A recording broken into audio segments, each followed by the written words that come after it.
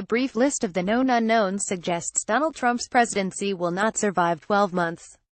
We know that a grand jury has been sitting for weeks, with the power of subpoena, to consider evidence of Kremlin involvement in the Trump campaign. We know that Donald Jr. received an email from an intermediary offering a meeting as part of Russia's and its government's support for Mr. Trump, and that, when this became public, the president personally dictated a false account of that meeting. We know, too, that special counsel Robert Mueller is not just investigating the Russian dealings of former campaign chief Paul Manafort and former National Security Advisor Michael Flynn. In the past week, it has become clear that Mueller is also investigating links between Russian oligarchs and Trump's businesses, described by investigative journalist Craig Unger as a laundromat for the dirty money of Russian mobsters. The scenario being touted in Democrat circles is that Trump tries and fails to sack Mueller, one or more suspects gets immunity and the beans are spilled.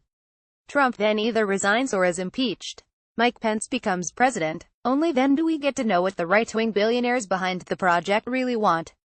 Because Trump was never their first pick for the first 6 months of his campaign, the main elite donor to the Trump campaign was Donald J. Trump himself. It was only when the religious conservative Ted Cruz failed to ignite the masses that ultra-right-wing business money switched to Trump. Even then, the Koch brothers, who have funded right-wing pressure groups to the tune of $400 million £307 million, kept their distance until their ally Pence was installed as Trump's running mate. If Pence becomes president, it will be the true moment of revelation. All the 3 a.m. garbage tweeted by Trump, all the waffle that comes out of his mouth at rallies, will be seen as the surrealist prologue to the main event. But what is the main event? In fact, there are two distinct but overlapping right-wing projects in the U.S. One, most clearly associated with the Koch brothers, is best described by its adopted euphemism income defense. It sees every dollar of the U.S.'s $19 trillion debt as a future claim on the profits of private enterprise. It wants low taxation and, as Trump backer Robert Mercer is once reported to have said, a state shrunken down to the size of a pinhead. Above all, it wants the removal of regulations on big business, including the minimum wage, which denies the poorest people in America the opportunity for earned success, in the words of the Koch's top strategist. The vast influence of the Koch's dark money has been documented in Jane Mayer's 2016 book of the same name. It funds, among other things, nearly 300 academic courses at colleges and universities, where the syllabus is dictated by the right. Students learn that Keynes is bad, sweatshops are good, and climate change is a myth. The Libertarian Project is characterized by its relentless focus on economics. Just as neoliberal ideology reduces all humans to Homo economicus, the Koch ideology does not really care about ethnicity, statehood, or private vices. It can live with the rights of black people, prisoners, migrants, and marijuana smokers.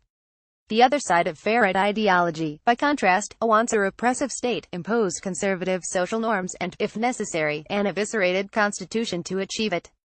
If we analyze Trump through his actions, rather than his garbled words, it is political illiberalism that has won out during the first 7 months of his presidency.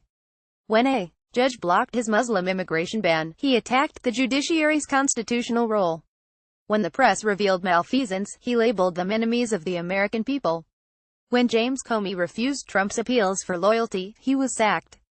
Before Christmas, it is likely the U.S. ultra-right elite will be faced with a choice: stick with Trump, corralled behind a wall of former generals and hamstrung by a potential impeachment, or switch to the plan as it was in early 2016, a socially conservative, libertarian presidency headed by Pence.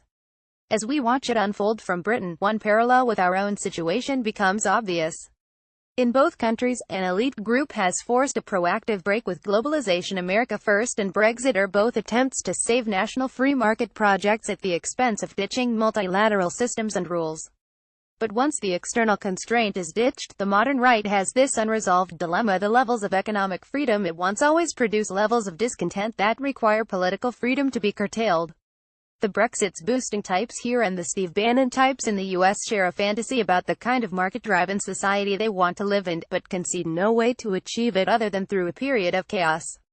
What they created, between June and November 2016, was two unstable democracies, unstable not because their institutions are weak but because their elites are divided in political liberalism, directionless.